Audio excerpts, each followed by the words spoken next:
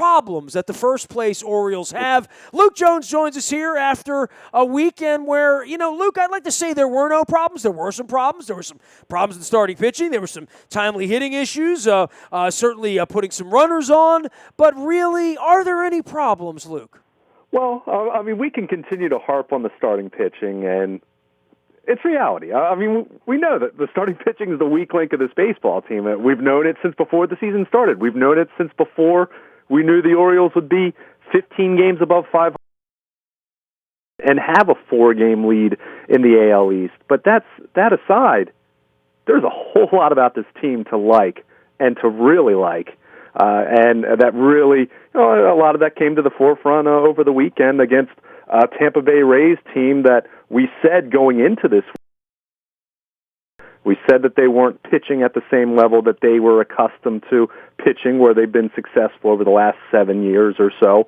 And their offense, as has been the case for most of their prosperity, is marginal. And they need to be able to score just enough with good pitching, and they're clearly missing that target. Now, that aside, the Orioles did exactly what a good team should do, and that's beat up on a team that you should beat. And they did that and then some. And it wasn't a perfect weekend if you break down all the minutia, and certainly the starting pitching factors in, but they scored plenty of runs. They hit home runs. They had comeback victories. The bullpen tossed, I believe it was 13 scoreless innings, even with Darren O'Day continuing to be on the disabled list. And they played some remarkable defense, and all that adds up to a 4-game sweep, their first ever 4-game sweep of the Tampa Bay Rays. And I think what you saw from Tampa Bay on their side, and certainly Orioles fans aren't going to be too upset about it, but it does remind you about the old days, so to speak, for the Orioles for a very long time. But it was fun watching the Orioles do that to someone else. And what can you say? A team that is now it starts a new week, 4 games up in the AL East, and they get a win on Sunday. Every other team in the division loses. Life is pretty good if you're Buck Showalter and the Orioles right now, that's for sure, even with the starting pitching concerns. You mentioned something that I guess would be near and dear to everybody's heart, which are 4-game sweeps and the Tampa Rays. And I found it fascinating that they've never done that, right? As much as we've had this unbalanced schedule and we've played them plenty of 4-game series, I know there was a long stretch that we have sort of forgotten where they were really good and we really weren't. But I found that to be the weird stat of the weekend once it became a live wire on Sunday, right? It is, but at the same time, and Buck says this all the time, more, and I don't know if impressive is the right term, because we do know Tampa Bay has struggled the way they have, and look, they've lost 11 in a row, but it's difficult to sweep a team 4 times, in a 4-game series. A point where you're so familiar, you've seen guys in the bullpen 2, sometimes 3 times in that 4-game set. You already do your advanced scouting. It's a division opponent, so you're already more familiar with them than, say, the San Diego Padres or any other team like that you might only see, or another AL team where you're only going to see 2 series every year. So it's something that doesn't happen that often, but at the same time, there is some surprise there when you consider that Tampa Bay's been around for 18 years now, which is hard to believe when you take a step back. And they stunk for long stretches of that. Right, exactly. They stunk for most of that time until 2008, when clearly they kind of they caught lightning in a bottle, and then they were able to sustain it after that for several years under Joe Madden. But the Orioles were bad for most of that time as well. And but 4-game stretches. If you go and look at a media guide and see last time teams had a 4-game sweep against any given opponent, you'll see some where it goes back to 1975 or 1984. So, it's something, 3-game sweeps, you see those. You're going to have a handful of 3-game sweeps, either good or bad side of that over the course of a season. But 4-game sweeps, that is a little more of a rarity. But the Orioles come away with that. And again, you look at that Tampa team, they're 12 games below 500, but 2 weeks ago, they were a team right around 500, right there with the Yankees, and you were wondering, okay, if they get their pitching in order, they could probably still make a run. Now, it's looking like they're the weak link in the AL East, but again, have to like what the Orioles are able to do. And I know Buck Showalter said on Sunday, and I found this interesting because he went out of his way to answer this question. And normally you hear questions like this from reporters, and you kind of just roll your eyes. But he, unprovoked, he said, I was really impressed with the energy level that these guys had on Sunday. 3 games of a series. You have a doubleheader sweep on Saturday. Sweeping doubleheader is not an easy chore, as any baseball fan could tell you. And the Orioles easily could have shown up on Sunday and said, we have Tyler Wilson going. Matt Wieters is out of the lineup. Chris Davis is DHing. That might be a day where you kind of say, not that you're going to go out and lose, but there's a human nature to maybe let the foot off the gas. I would have bet against them on Sunday, right? I mean, heck, sure. I mean, they stole a game Saturday night. They probably shouldn't have won, right? Well, yeah, I mean, absolutely. So, but the fact that they came out the way they did, and certainly it helps when Chris Davis hits a grand slam in the first inning and you're up 4-0, almost immediately. But Buck really said something about the energy level of his team, knowing that they had already taken the first 3. Knowing they have an off day in San Diego because they traveled late Sunday night out there to enjoy their off day in San Diego and get used to the time change, it would have been easy for them to just say, well, we'd like to win, but taking 3 out of 4, that's okay too. And it would have been okay. You and I would still have been way more positive than negative talking right now if they had lost on Sunday even. But they didn't. And, they continued to score. They continued to do the things that they do well, really, really well. And, the starting pitching, Tyler Wilson wasn't very good, but lo and behold, Dylan Bundy pitching for the first time since last Monday, and we're seeing him more and more looking like a starter schedule. He tosses 3 scoreless innings, and the bullpen gives them another good performance. And what do you know, the offense pulls away late and makes it look like more of a laugher. So, it was just all in all a really nice weekend. And I think that's a challenging thing to beat a team 4 times in, about 48 hours? Less than 48 hours. Well, especially a team that already had it all going wrong, right? I mean, It was really snowballing before they got a hold of them. Now, and I talked to Alan McCallum earlier about this, their season's over. I mean, when you lose 11 games in a row, I mean, they haven't figured out how to stop the bleeding. They're in a world of hurt. Their season ended this weekend in Baltimore. It sure seems that way because they're the kind of team that, as I said, even when they've been at their best, they've always played with a smaller margin for error. They always needed really good pitching and just enough offense, and they needed to play good defense. They've had a slew of injuries. I mean, you look at the number of players they have on the disabled list. As much as we've talked about some of the Orioles injuries, they're missing Kiermaier, of course, their Gold Glove center fielder, Steven Souza, Steve Pierce, who's had a really nice season for them. They just lost him to a hamstring issue. They're without Brandon Geyer, Boxberger, the reliever. I mean, they're missing quite a few pieces. And again, it's not as though that was a team that is just overloaded with talent. So there's a kind of team that it's tough to envision them going on a run where they can win 18 of 21 or something like that to get back in it. So, their season might not be mathematically over by any stretch of the imagination, but they're a team that, again, I think you looked at their pitching had to carry them, and you look at their runs allowed right now. I mean, they're right there, with the Orioles, they're worse than the Blue Jays. They're right there. The Red Sox are a little bit worse. They pitched similarly to everyone else in this division pretty much, and that's supposed to be their big advantage that gives them a chance to beat everyone else in this division. It just hasn't happened, so the Orioles took advantage of what was very mediocre pitching from the Tampa Bay Rays this weekend. All right, speaking of very mediocre pitching, we saw Gausman go out and look like Tillman, and Tillman look like Gausman, right? Yeah. And the box of chocolates part of this is wonderful when they keep winning and they're playing 600 ball and they're 15 games over 500 and they extend their lead and they're headed west and we feel good about it. But it's only as good as you can feel looking up and saying, well, they get a little rest here. They're going to fly out there. They're going to play 2 games in 15 hours with Jimenez and Gallardo. And, now both of these guys are in the rotation. They're both being counted on, albeit against what really amounts to, a AAA team, quite frankly, out in San Diego at this point in the next couple of days. But this is a chance for them to quietly sort of go west, put 5 or 6 innings up, and maybe start to earn their money, start to feel like they're in the rotation, start to feel like they can look like a 3 or a 4 on any given night, and something that you could look up in August and say, well, if those guys are actually taking the ball every 5th day in August, this team's going to be okay.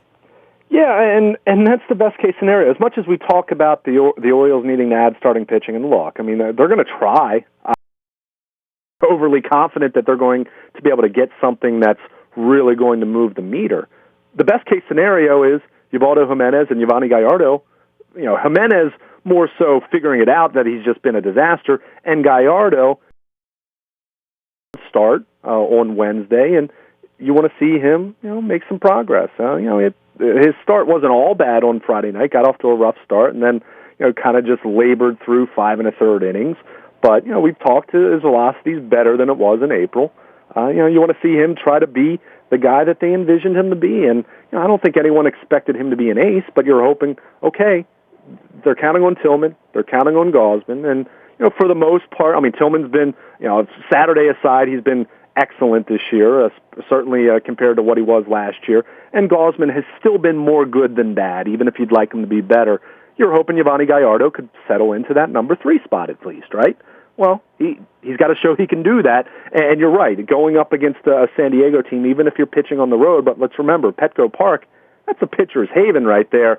That's a place you should be able to keep the ball in the ballpark, certainly, and be able to be competitive. Yeah, well, especially when you're playing the Toledo Mud Hens on a Tuesday night, right? Right. You're going up against a lineup, as we saw in Baltimore last week. Certainly not a lineup that is going to incite much fear in your heart. So I think this is a great opportunity for those two. They're only going to need a 5th starter one more time before the All-Star break. So Jimenez, depending on what happens with this start, he may or may not get the ball in a starting role again before the All-Star break. Gallardo, he's someone that they're clearly counting on. It's still big question marks, no doubt about it. But you're right. You go out there and you're hoping these are pretty favorable matchups. I think a big reason why Jimenez got the ball last week, much to the chagrin of fans and guys like me writing about it, sending a bad message, is I think they thought if he's going to get it on track, that's the kind of team to try to send him out there again. So we'll see how he fares. We'll see how Gallardo fares on Wednesday. It's still very much a work in progress, really, with the entire back end of this rotation. Tyler Wilson was not very good at all on Sunday, especially after being staked to a big lead. So, I've said all along, if Wilson's your number 5, you could probably survive and live with that. Problem is, he's been their number 3 for most of the season, and that's where they've had the issues with the rotation.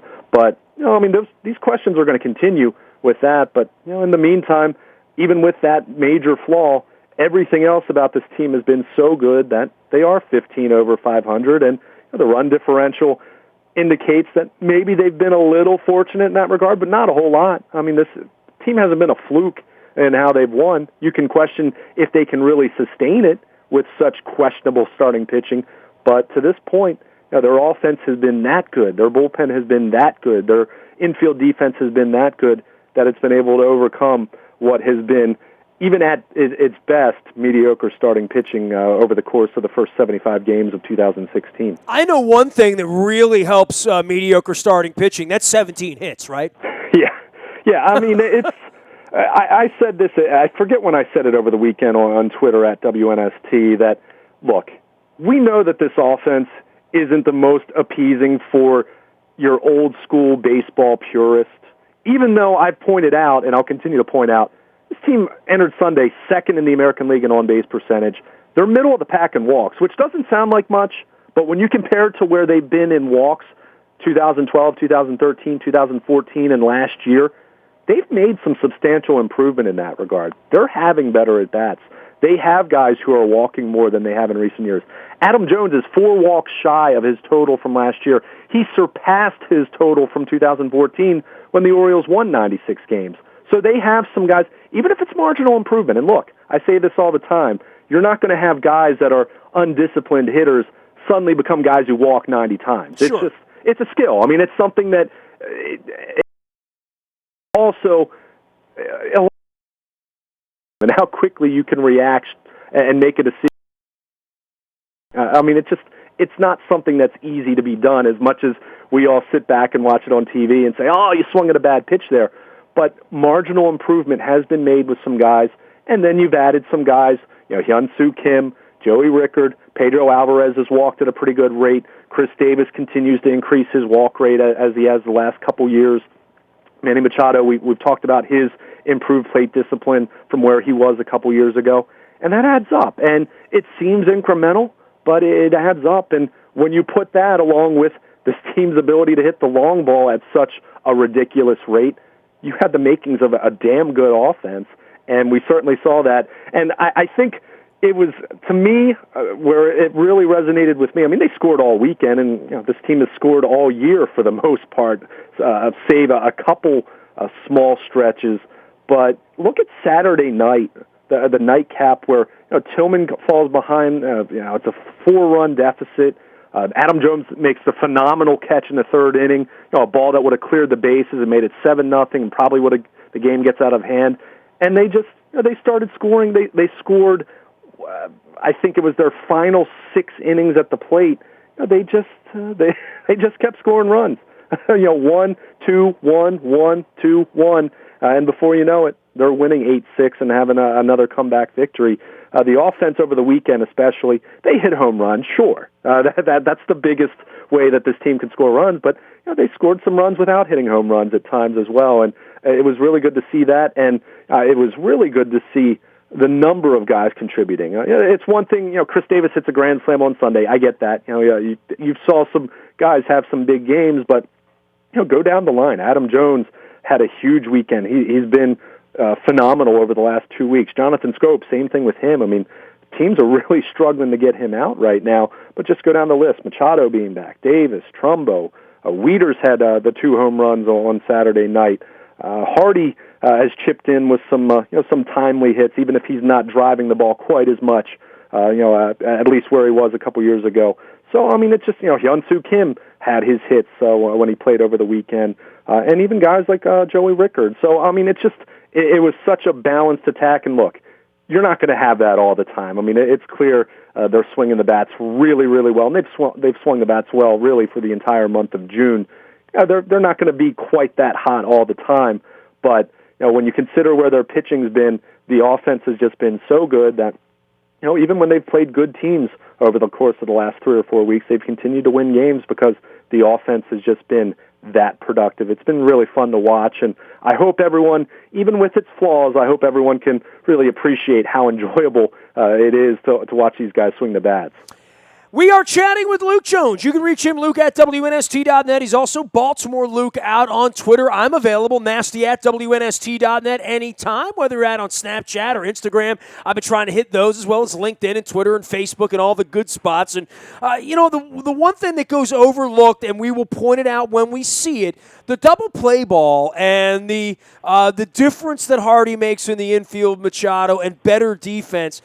It's something that, doesn't show up in the box score. You have to really watch the games to see it. But whether it's Rickard running down the right field line, Scope picking him up, whether it's Adam Jones, flying around and doing crazy things, but just the double play balls that really negate these rallies and, as Rick Dempsey would say, crooked numbers. That you're finding these escapes happening a lot more often, especially since Hardy's been back.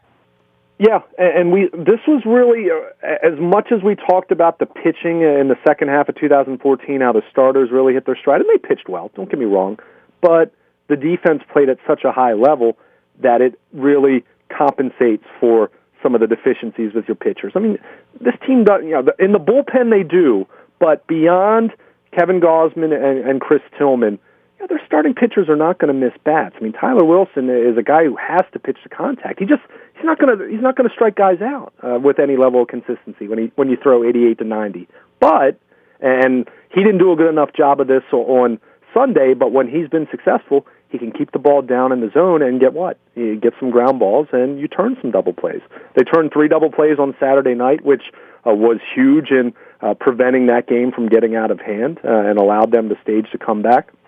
Had a couple double plays on Sunday, including one started by Mark Trumbo, who was getting a rare start at first base and looks pretty comfortable there filling in for Chris Davis when Davis, I want to get him a little bit of a rest. So the infield defense, you're right about Hardy, and it's not, we saw Machado play very good at shortstop, and Ryan Flaherty can fill in and be above average at third base. So it's not as though their infield defense was bad when Hardy wasn't in there.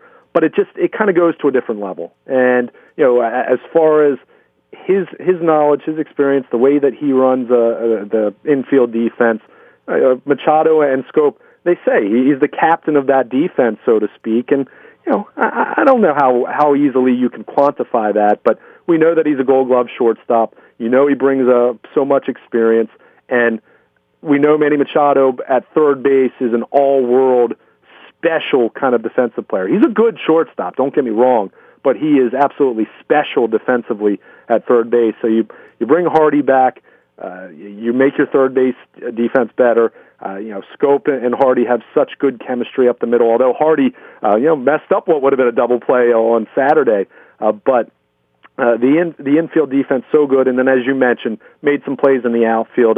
And I said it before, I'll mention it again because it was that big of a play. As much as we talked about the offense, Adam Jones might have made the play of the weekend on that diving catch in right center with the bases loaded in the third inning in Tillman's outing on Saturday night. I mean, that game would have been all but over at 7-0. Tillman's probably out of the game then, so your bullpen has to eat some more innings. You wonder what impact that'll have on Sunday.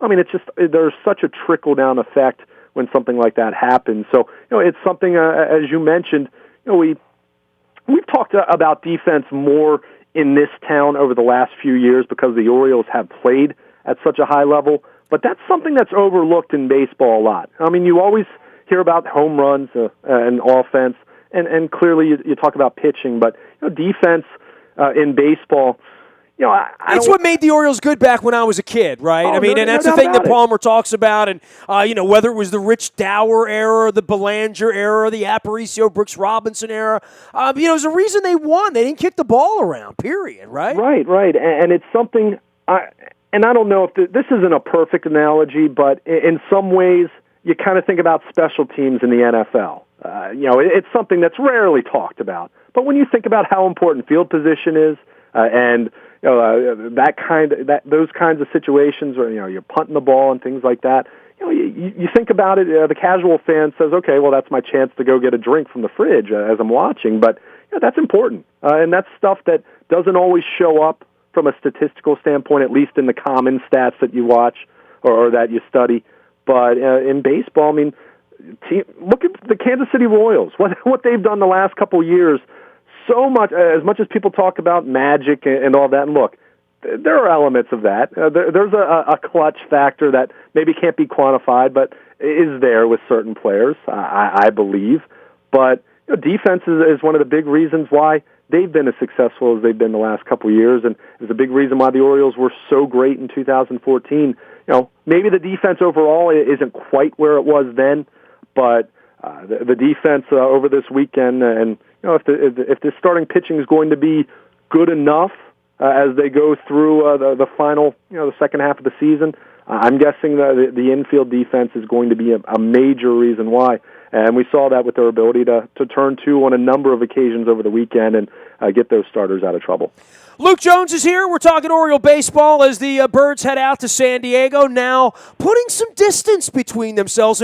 And Luke, I mean, maybe this is the point in the program where we speak up about the rest of baseball, but whether it's the Indians winning 9 in a row or the Rays losing 11 in a row, there's a lot of activity. But right now, incredible space in these divisions, whether it's San Francisco and the Cubs who've been running away. I think the Nationals have backed up a little bit, and here come the Mets. And they, obviously the Nationals have had their struggles in Strasburg. Don't forget about the Marlins either. Oh, absolutely. The Marlins have been playing the best baseball that they're in baseball this month in catching up as well. And then we can talk about the Nationals' injuries. But the Orioles have space here. It's not just a sort of a neck-and-neck thing. I mean, it's a 4-game lead that, you go out to the West Coast, you get a couple of sleeps, you fall asleep over the weekend, they win a couple of games, maybe you wake up and find out they've won some games. They could really start to pull away before the All-Star break. This is something that I don't want to say I thought inconceivable, but given their pitching, I kind of thought it was inconceivable. Yeah, and it is going to be interesting to see how they play on the road. I mean, this team's 31-13 at Camden Yards. They have been outstanding in their home ballpark, which you won. I mean, that's they shouldn't apologize for that. Now, they've played 44 home games already, and that's something that clearly they'll be playing more on the road than at home the rest of the way.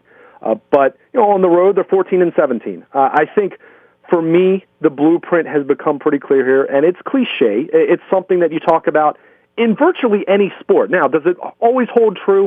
Is it a 100% foolproof kind of formula? No. But what do we always say in just about any sport?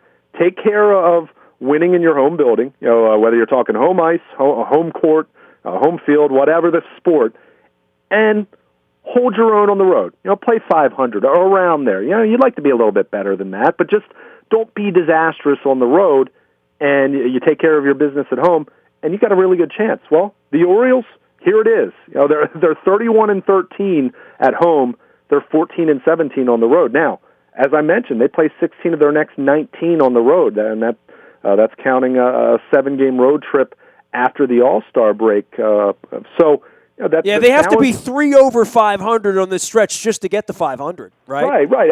So I mean, the reality is... And 3 over would make them 18 over, right? I mean, if they could play 3 over on a road trip, wow, right? Exactly. It'd be incredible. The reality is just, play 500-ish ball on the road, and where they stand right now, the reality is this team's 15 games over 500 right now. Now, we can question what they're going to be the rest of the way, but they've stacked those wins. Those wins are in the bank now. So, I mean, this is a case where they go 15 below the rest of the way. They're 500. As disappointing as that would be, and not that I'm predicting that, but, it just speaks to the point of this team doesn't have to play great baseball on the road in order to be a postseason team. They need to continue to take care of business when they're at home and just play decent baseball. You have a 9-game road trip. Not that you should be just settling for 5-4. But you'll take 5-4. You know what? I'm not saying 4-5 is great, and you should try. You'd like to be better, but 4-5 is not disastrous. Being on the road, why? Because you've been that darn good at home. Now they have to continue playing that well at home too, and that's a tall order. So ideally, you'd like to play a little bit better on the road than they have to this point. Not that 14-17 has been a disaster, but it's something that clearly hasn't been nearly as good as they've been at home. And just continue to take care of your business. Beat the teams you should beat, and hold your own against teams that are above 500. And that's about. If you look at their schedule breakdown to this point, that's what they've done. They've beaten up on the bad teams in the league, and against the good teams, they've had some hiccups. They've lost some series. I mean, think back to losing 3 out of 4 against Toronto at Rogers Center earlier this month. But overall, they've played pretty well against the better teams in this league. So it's all sitting right there. In the big picture, the formula is pretty clear for what this team needs. I mean, they don't have to play phenomenal baseball the rest of the way to win 90 games. And 90 games probably puts you in really in a good spot. I would take my chances. Give me 90 wins, and I'll take my chances. At the very least, as a wild card, but certainly, I mean, the way this division is shaken out right now, as you mentioned, I mean, Boston has certainly cooled off over the last couple of weeks, and they needed a couple miraculous wins to have a win, to avoid going over the past week. Toronto has cooled off, really since playing the Orioles. So, I mean, it's not as though this team has to play amazing baseball the rest of the way. They just need to play solid to good baseball, and they'll be in really good shape. And they can credit that because they are 45-30, and they have a .600 winning percentage, 75 games in, and you'll take that any day of the week.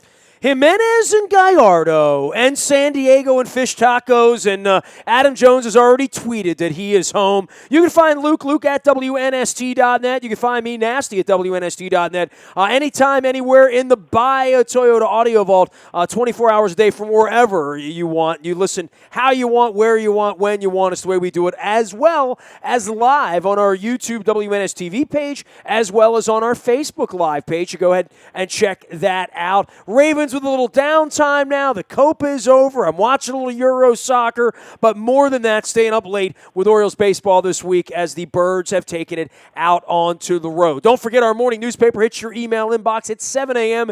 each and every morning. That's powered up by Planet Fitness at planetfitness.com. Still $10 a month to get in the best shape of your life, and there's one right around the corner for you. You need a little inspiration. PlanetofTriumphs.com will do the trick for you. Don't forget as well, any breaking news happens first on the WNST Tech Service. That is powered up by Coons Ford of Security Boulevard. Dennis will be here on Thursday driving you home, the SSV on WNST from 3 until 5 each and every Thursday. I have been putting together my WNST Rock Week tapes, edited some Lou Graham and some Pat Benatar over the weekend, as well as some Billy Squire and some Daryl Hall.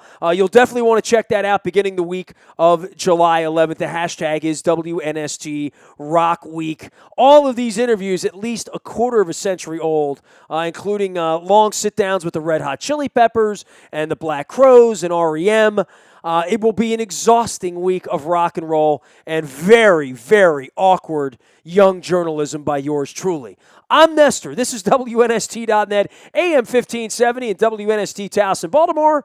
And we never stop talking Baltimore sports. Hey, man, good stuff. I am really sorry that this thing got straggled out all night. That's all right, man. I most likely would have been awake anyway. So I feel like a dickhead when I'm walking back at 11 o'clock and texting all good, you. man. So, man, I appreciate it.